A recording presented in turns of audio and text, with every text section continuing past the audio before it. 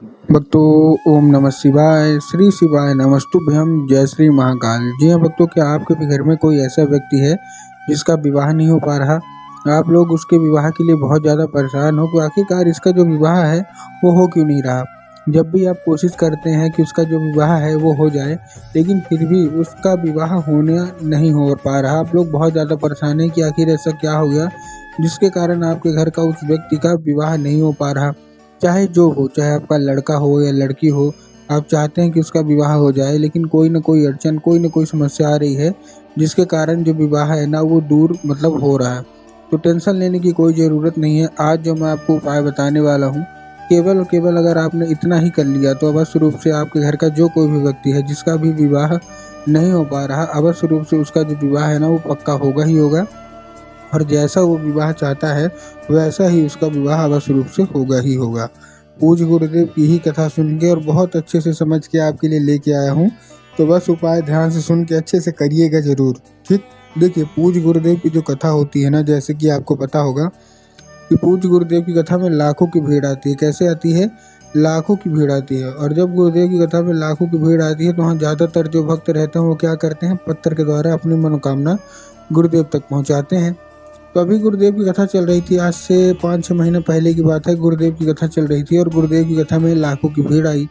अब जब गुरुदेव की कथा में लाखों की भीड़ आई तो वहाँ ज़्यादातर जो भक्त थे उन्होंने क्या किया, पत्र के द्वारा, आपको पता होगा गुरुदेव की कथा जो होती है उसमें पत्र के द्वारा लोग अपनी मनोकामना गुरुदेव तक पहुँचाते हैं। तो जब गुरुदेव की कथा में लोग आए तो उन्होंने क्या किया, पत्र के द्वारा अपनी मनोकामना गुरुदेव तक पहुँचाई।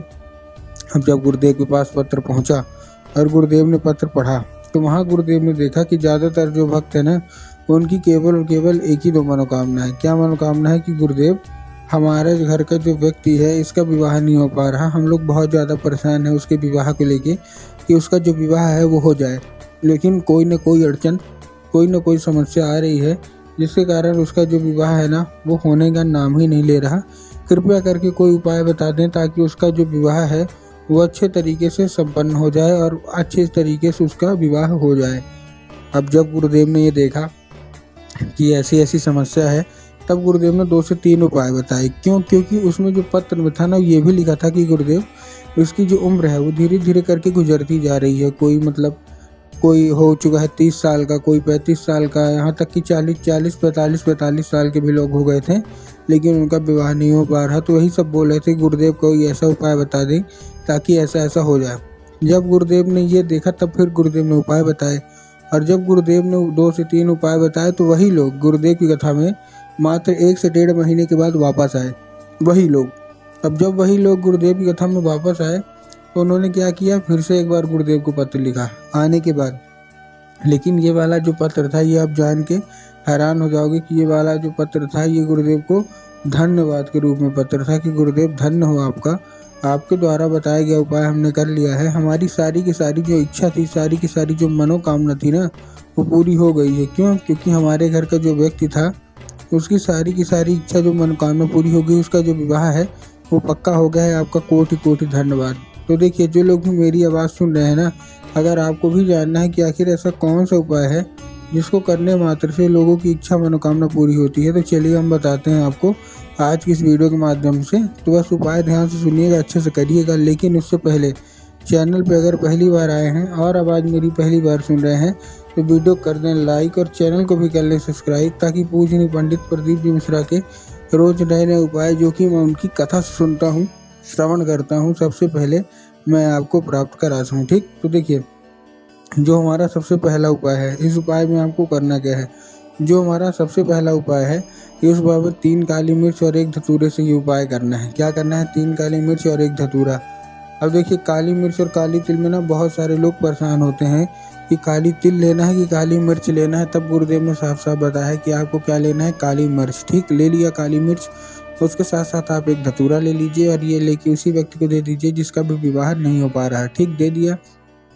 देने के बाद उसको भेज देना है सीधा सीधा शिव मंदिर। अब जैसे आप शिव मंदिर भेजेंगे, शिव मंदिर भेजने के बाद उसको क्या बोलना है कि दक्षिण दिशा में खड़ा हो जाए और उत्तर की ओर अपना चेहरा कर ले। अब देखिए, दक्षिण और उत्तर में भी बहुत सारे लोग कंफ्यूज होते हैं कि दक्षिण क्या है, उत्तर क्या है, हमको थोड़ा साफ साफ बताओ।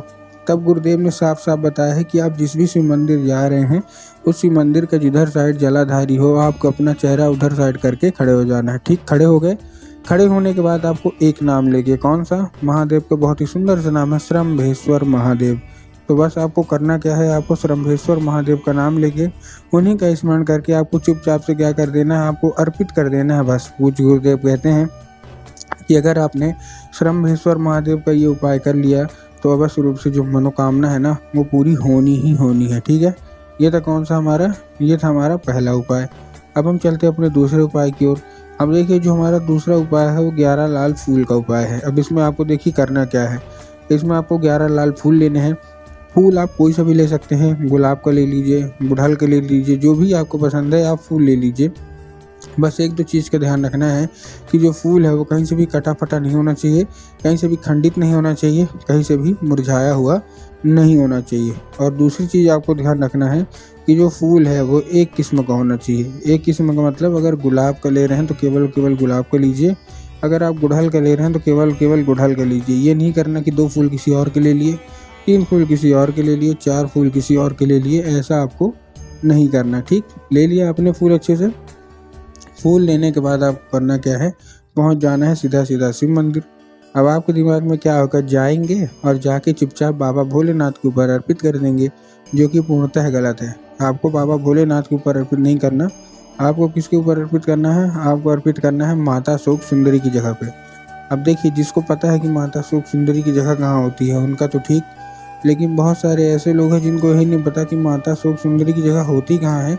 तब गुरुदेव ने बताया कि जलाधारी के दाएं साइड में, किधर, राइट साइड में माता शोक सुंदरी की जगह होती है। तो बस आपको करना क्या है, जलाधारी के दाएं साइड में माता शोक सुंदरी की जगह पे आपको चुपचाप अर्पित करके मनोकामना है वो मांग लेना है। पूज्य गुरुदेव कहते हैं कि अगर आपने इतना ही कर लिया तो अवश्य रूप से माता शोक सुंदरी प्रसन्न होंगी ही होगी। ठीक, ये था हमारा कौन सा, ये था हमारा दूसरा उपाय। अब हम चलते हैं अपने तीसरे और आखिरी उपाय की ओर।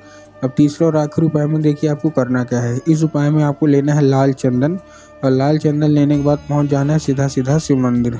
अब जैसे आप शिव मंदिर पहुंचे, शिव मंदिर पहुंचने के बाद आपको करना क्या है, जैसे आप शिव मंदिर पहुंचे आपको अपने दाहिने हाथ की कोई एक उंगली से, मतलब राइट हैंड की कोई एक उंगली से आपको क्या करना है, माता शोक सुंदरी की जगह पे 3 बार बिंदी के रूप में टीका लगा देना है। ठीक, 3 बार क्या करना है, बिंदी के रूप में टीका लगाना है। अब लगा दिया 3 बार बिंदी के रूप में टीका, लगाने के बाद आपको क्या करना है, जैसे आपने लगा दिया, लगाने के बाद अपनी मनोकामना मांगिएगा। और मनोकामना मांगने के बाद 5 मिनट तक आप खड़े रहिए। फिर से आपको वही टच करना है माता शोक सुंदरी की जगह पे, और वही उंगली लेके घर आ जाइए। घर आने के बाद जहाँ आप लोग सोते हैं और जिधर साइड आपका सर रहता है उधर साइड सर की जो दीवार होगी उसी दीवार में आपको फिर से ये अपनी उंगली टच कर देना है। पूज्य गुरुदेव कहते हैं कि उस चंदन के जरिए स्वयं माता शोक सुंदरी आपके घर में प्रवेश करती हैं और आपका मन चाहा विवाह होता ही होता है।